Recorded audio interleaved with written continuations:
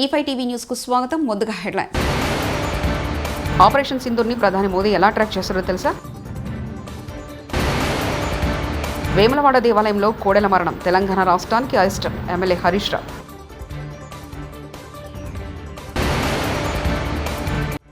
Guntur collectorate వద్ద పోలీసులతో అంబటి వాగ్వాదం. మాజీ మంత్రి బొత్సకు అస్వస్థత. పహల్గాం ఉగ్రదాడి నేపథ్యంలో భారత్ ఆపరేషన్ సింధూర్ పేరుతో పాకిస్తాన్ ఉగ్రవాద స్థావరాలపై దాడి సమయంలో ప్రధాని మోదీ ప్రతి అంశాన్ని నిరంతరం క్షుణ్ణంగా పర్యవేక్షించారని కేంద్ర మంత్రి జితేంద్ర సింగ్ వెల్లడించారు.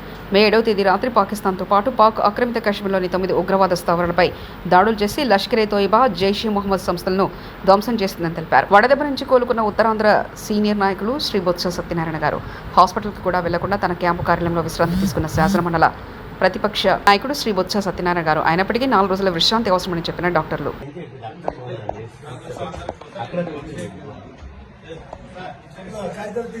విజయనగరం జిల్లా చీవురుపల్లిలో వైకాపా నిర్వహించిన వెన్నుపోటు దినంలో పాల్గొన్న మాజీ మంత్రి బొత్స సత్యనారాయణ అస్వస్థకు గురయ్యారు. తొలుత ఆంజనేయపురం నుంచి స్థానిక 3 రోడ్ల కూడలి వరకు నిర్వహించిన ర్యాలీలో ఆయన పాల్గొన్నారు. ఎండవేడి ఎక్కువగా ఉండడంతో వడదెబ్బకు గురై మైకులో మాట్లాడుతుండగానే కుప్పకూలిపోయారు. అక్కడున్న పార్టీ నాయకులు ఆయనను తన కారులో విజయనగరానికి తీసుకెళ్లారు.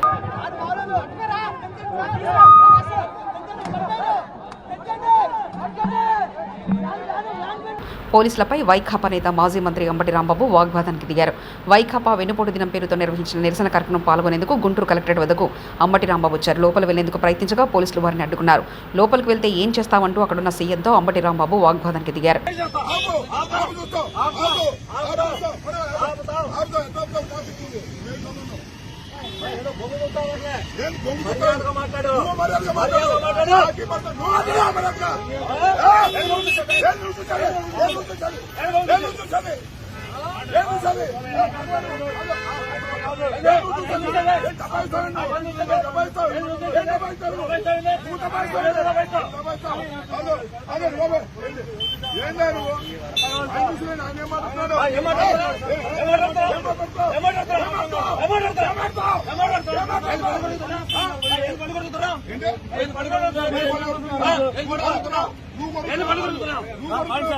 వేములవాడ దేవాలయంలో కోడెల మరణం, తెలంగాణ రాష్ట్రానికి అరెస్ట్. గత వారం రోజులుగా భక్తులు సమర్పించిన కోడెలు మరణించడం భక్తుల మనోభావాలను దెబ్బతీస్తున్నాయి. వారం రోజులుగా రోజు కోడెలు చనిపోతుంటే ప్రభుత్వానికి చీమ కుట్టినట్లయినా లేకపోతే కనీస స్పందన కూడా లేదు. రాష్ట్ర ప్రభుత్వానికి కనీసం కోడెలకు గడ్డి పెట్టే పరిస్థితి కూడా లేదా? ఎందుకింత నిర్లక్ష్యం? కలెక్టర్, అధికారులు, దేవాదాయ శాఖ, పశుసంవర్ధక శాఖ ఏం చేస్తున్నట్లు? దక్షిణ కాశీగా ప్రసిద్ధి చెందిన వేములవాడ దేవస్థాన పరిస్థితి ఇలా ఉంటే ఇలా కోడెలను కాపాడలేని దుస్థితిలో రాష్ట్ర ప్రభుత్వం ఉంది. కాంగ్రెస్ ప్రభుత్వానికి చేత కాకపోతే బీఆర్ఎస్ పార్టీకి కోడెల సంరక్షణ బాధ్యత అప్పగించండి. మీకు ప్రజలంటే లెక్కలేదు, దేవుళ్ళంటే లెక్కలేదు. మాజీ మంత్రి ఎమ్మెల్యే హరీష్ రావు. ఒక వారం రోజుల్లో 26 కోడెలు మరణించాయి. మరికొన్ని కోడెలు అనారోగ్యం పాలై చావు బతుకుల్లో కొట్టుమిట్టాడుతూ ఉన్నాయి. అయినా ప్రభుత్వం వాటిని రక్షించే ప్రయత్నం కూడా ఈరోజు చేయడం లేదు. రేవంత్ రెడ్డి గారు ఇప్పటికే దేవుడి మీద ఒట్టు పెట్టి 15 ఆగస్టు కల్లా రుణమాఫీ చేస్తానని చెప్పి మాట తప్పడం వల్ల ఇవాళ తెలంగాణకు శాపంగా మారింది. దేవుడి మీద ఒట్టు పెట్టి మాట తప్పితే అది శాపంగా మారింది. ఇంకొక వైపు వేములవాడ దేవస్థానంలో కోడెలు మరణించడం ఈ రాష్ట్రానికి అరిష్టంగా మారుతా ఉంది. నేను అడుగుతా ఉన్న రేవంత్ రెడ్డి గారిని, కోడెల కింద పచ్చిగడ్డేసేంత డబ్బు లేదా ఈ రాష్ట్రంలో? ఇంత కుడిది పెట్టి ఇంత గడ్డేసే సామర్థ్యం లేకుండా పోయిందా? ఎందుకు వేములవాడ దేవాలయం మీద మీరు శీతకన్ను ప్రదర్శిస్తా ఉన్నారు? ఎందుకు ఈ నిర్లక్ష్య వైఖరిని ప్రదర్శిస్తా ఉన్నారు? పతాక శీర్షికన పత్రికల్లో వార్తలు వస్తున్నా, మీడియాలో వస్తున్నా, ఎందుకు ఈ ప్రభుత్వం స్పందించడం లేదు? మీ ఇంటెలిజెన్స్ వ్యవస్థ ఏం చేస్తుంది? మీ అధికారులు ఏం చేస్తా ఉన్నారు? మీ కలెక్టర్ ఏం చేస్తా ఉన్నాడు? మీ యొక్క పశుసంవర్ధక శాఖ ఏం చేస్తా ఉంది? దేవాదాయ శాఖ ఏం చేస్తా ఉంది? అందరు నిద్రపోతున్నారా అని నేను అడుగుతా ఉన్నాను. ఇవాళ వేములవాడ రాజన్న అంటే దక్షిణ కాశీగా పేరుగాంచినటువంటి పుణ్యక్షేత్రం వేములవాడ రాజరాజేశ్వర స్వామి దేవస్థానం. భక్తులు ఎంతో భక్తితో ఆ కోడెలను స్వామివారికి సమర్పిస్తూ ఉంటారు. ఇలా భక్తులు సమర్పించిన కోడెలను కాపాడలేని దుస్థితిలో ఈ రాష్ట్ర ప్రభుత్వం ఉంది. అన్నింట్లా నిర్లక్ష్యమే. చివరికి దేవాలయాల మీద కూడా మీరు నిర్లక్ష్యం వహిస్తా ఉన్నారు. ఇంత గడ్డేసి గుడిది పెట్టే తెలివి లేదా? ఇంకా కోడల్ని కాపాడే సోయి లేదా మీకు? కన్నప్ప హార్డ్ డ్రైవ్ మనోజ్ మనుషుల దగ్గర ఉందని తెలిసి తిరిగి మిమ్మల్ని మధ్యవర్తులతో చర్చలు జరిపాం కానీ ఇవ్వమన్నారు. అందుకే పోలీస్ కేసు వేశామంటూ హీరో విష్ణు అన్నారు. వీళ్ళిద్దరూ మనోజ్ గారితో ఉంటారంట. ఆయన దగ్గర పనిచేస్తారో లేకపోతే ఆయన దగ్గర ఉంటారో తెలియదు కానీ వీళ్ళిద్దరూ అక్కడే ఉంటారు. సో హార్డ్ డ్రైవ్ అక్కడ ఉందని తెలిసింది. అప్పుడు పోలీస్ కంప్లైంట్ ఇచ్చాం. రిటర్న్ ఇమ్మని మధ్యవర్తితో చెప్పి పంపించాం. ఏమన్నారు? సో పోలీస్ కంప్లైంట్ ఇచ్చాం. పోలీసులకు తెలుసు అంతా. So everything else is with the policing. వాళ్ళు ఇన్వెస్టిగేట్ చేసి కరెక్ట్ ఏదో తప్పేదో వాళ్ళే డిసైడ్ చేస్తారు. సో ఇంకా హార్డ్ డిస్క్ అయితే మీ చేతికి రాలేదు సార్? రాలేదు. వాళ్ళు బయట పెట్టకపోతే we're happy. Okay, passport protected, but any passport protection కూడా 99% సేఫ్, 100% సేఫ్ ఉంటుంది. Ponnam Prabhakar shocking comments. మీస్వరల్ వాళ్ళు ఇంకోసారి హైదరాబాద్ రమ్మన్నారు. మీస్వరల్ అందాల బామలపై మంత్రి పొన్నం సంచలన వ్యాఖ్యలు. మీరు మరోసారి అందాల పోటీలు నిర్వహించే ఆలోచన ఉన్నదా అని మీడియా ప్రశ్నించగా అంత లేదు, వాళ్ళు రమ్మన్నారారు, అడిగినా రారంటూ సమాధానం ఇచ్చిన మంత్రి పొన్నం ప్రభాకర్.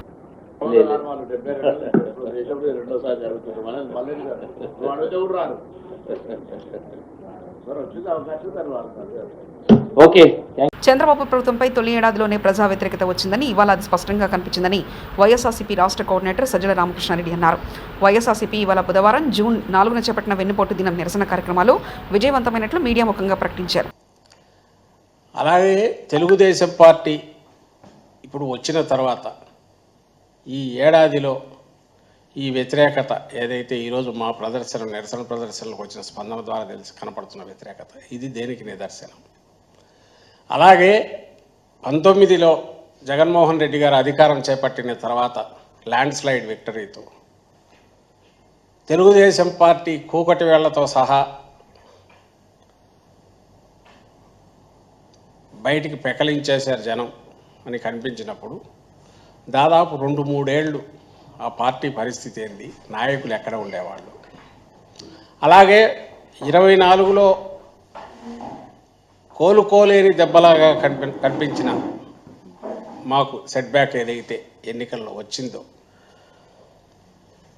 ఆ వారం తిరక్కముందే అప్పటి నుంచి ప్రజల్లో మమేకమై ఒక ప్రతిపక్షంగా, బాధ్యతాయుతమైన ప్రతిపక్షంగా వైఎస్ఆర్సీపీ ఎలా వ్యవహరించింది, ఇది దేనికి నిదర్శనం.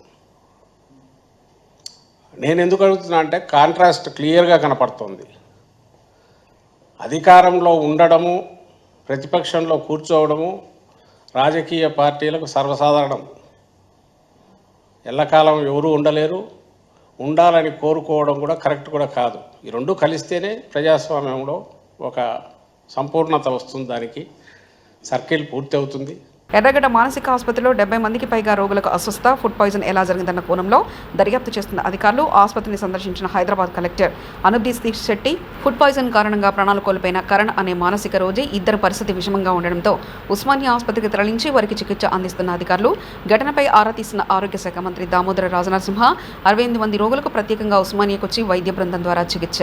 పేషెంట్ మార్నింగ్ కొంచెం ఎటువంటి చలనం లేకుండా పడిపోయి ఉండడము, అక్కడ డ్యూటీ డాక్టర్, అక్కడ నర్సు చూసి ఇమీడియట్గా డ్యూటీ డాక్టర్ అలర్ట్ చేస్తే డ్యూటీ డాక్టర్ వచ్చి ఇమీడియట్గా చెక్ చేస్తే అతని వైటల్స్ కూడా అప్పటికే ఎటువంటి స్పందన లేకపోయేసరికి అతన్ని సిపిఆర్ ద్వారా కూడా చేయడం జరిగింది.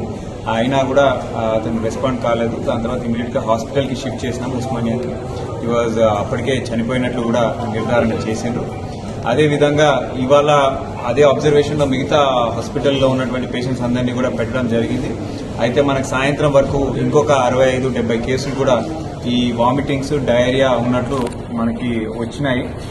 ఉపాధ్యాయుల నిరంతరం కొత్త విషయాలను నేర్చుకుంటూ విద్యార్థులకు బోధించి ఉత్తమ విద్యార్థులుగా తీర్చిదిద్దాలని సంతోష్ నగర్ ఏసీపీ సుఖ్దేవ్ సింగ్ అన్నారు. వినయనగర్ కమ్యూనిటీ హాల్లో 2 రోజుల పాటు నిర్వహించనున్న సైదాబాద్ మండల ప్రైవేట్ పాఠశాల ఉపాధ్యాయుల శిక్షణ శిబిరాన్ని ఏసీపీ ప్రారంభించారు.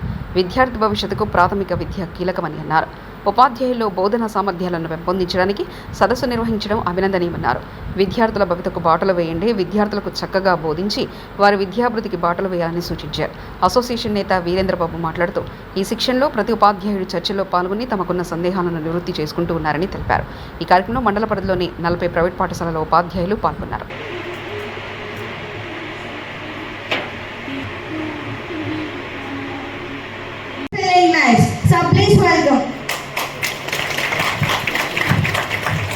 Now I request our Honorable Chief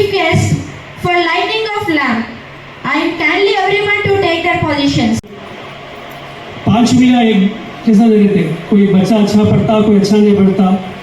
Today what I am because of my social teacher, that he is a great man, Philarity sir. So he is no more.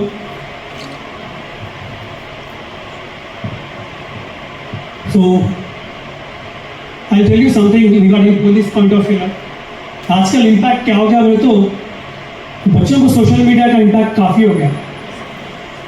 उन्हें घर जाते ही बैग फेंक दे रहा, बस सोशल मीडिया टक reels. सो reels का impact ऐसा हो गया, सोशल मीडिया अपन भी ऑनलाइन पढ़ाते थे. And at school, the maximum hours the child which is available to us is at our place. So teachers, we all know that, we are all seniors, we are all working. ఈరోజు మన Saidabad mandal private schools association అవుతుందో SMRPS అని ఏదుందో వరంగల్ ప్రజాపాలన పశ్చిమ నియోజకవర్గ అభివృద్ధిలో భాగంగా ఈరోజు 50వ division Hunter Road Vishnupriya Gardens విద్యుత్ నగర్లో 15 లక్షలతో కాలనీలో అంతర్గత రోడ్డు మారుతూ సీసీ డ్రైనేజ్ నిర్మాణ పనులు శంకుస్థాపన. నీలిమా జంక్షన్ నుంచి తెలంగాణ జంక్షన్ వరకు 43 లక్షలతో నిర్మాణం కొరకు శంకుస్థాపన చేసిన ఎమ్మెల్యే నాయన్ రాజేందర్ రెడ్డి. అంతకుముందు స్థానికంగా ఉన్న శ్రీ వెంకటేశ్వర ఆలయంలో స్వామివారిని దర్శించుకొని ప్రత్యేక పూజలు.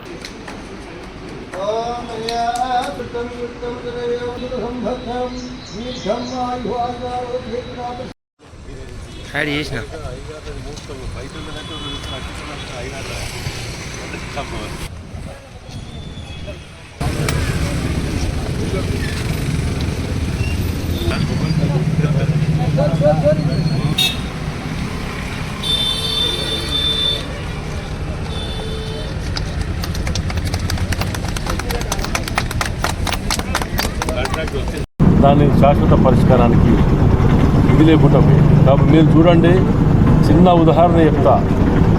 12 ఏళ్లలో ఒక్క బెడ్రూమ్ ఇవ్వలే. మేము వచ్చి 16 నెలల్లో నిన్నగాక మొన్న 1000 మందికి ఇచ్చినాం. 1000 మందికి 3500 ఇందిరమ్మ ఇళ్లకు 1000 ఇండ్లు ఇచ్చినాం. వీటిని కూడా త్వరలోనే పరిష్కారం చేస్తాం. వరంగల్ జిల్లా పరిధిలో ఉన్న దేవాలయాలను ప్రత్యేక దృష్టి పెట్టి అభివృద్ధి చేసేందుకు ముందుకు వెళ్తున్నట్లు రాష్ట్ర దేవాదాయ అటవీ శాఖ మంత్రి కొండా సురేఖ తెలిపారు. వరంగల్ మహానగరంలో ప్రసిద్ధిగాంచిన భద్రకాళి దేవాలయ ఆవరణలో సుమారు 1,03,00,000 మాడ వీధుల నిర్మాణం ఏర్పాటు కొరకు సుమారు 30 కోట్ల రూపాయల అంచనాలతో నిర్మిస్తున్న పనులను దేవాదాయ శాఖ మంత్రి కొండా సురేఖ శంకుస్థాపన చేశారు. కార్యక్రమంలో ఎమ్మెల్యే రాజేందర్ రెడ్డి, జిల్లా కలెక్టర్ ప్రావీణ్య, భద్రకాళి దేవాలయం ఏసీ శేషుభారతి, ఇతర అధికారులు, సిబ్బంది తదితరులు పాల్గొన్నారు.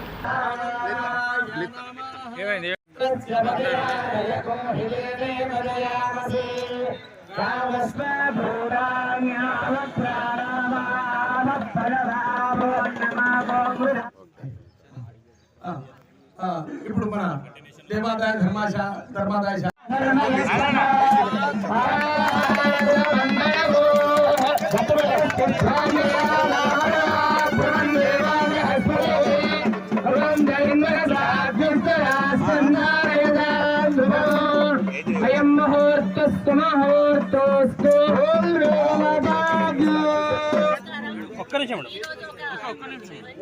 శుభదినంగా భావిస్తా ఉన్నాను.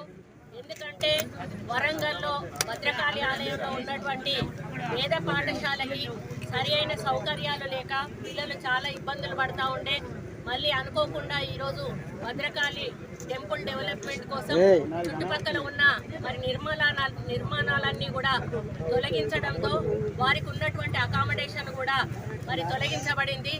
దాన్ని వాళ్ళను ఇన్ని రోజులు కూడా ధార్మిక భవనంలో ఉంచడం జరిగింది. అక్కడ వాళ్ళకి సరి అయిన సౌకర్యాలు లేక ఇబ్బంది పడుతున్న తరుణంలో మరి మేము ఎండోమెంట్ నుంచి 1,03,00,000 రూపాయలు మంజూరీ చేసి ఈరోజు ఇక్కడ శంకుస్థాపన కార్యక్రమం చేయడం జరిగింది. ఈ యొక్క వేద పాఠశాల నిర్మాణం. ఆపరేషన్ సింధూర్ని ప్రధాని మోదీ ఎలా ట్రాక్ చేస్తారో తెలుసా? వేములవాడ దేవాలయంలో కోడెల మరణం తెలంగాణ రాష్ట్రానికి అరిష్టం. ఎమ్మెల్యే హరీష్ రావు.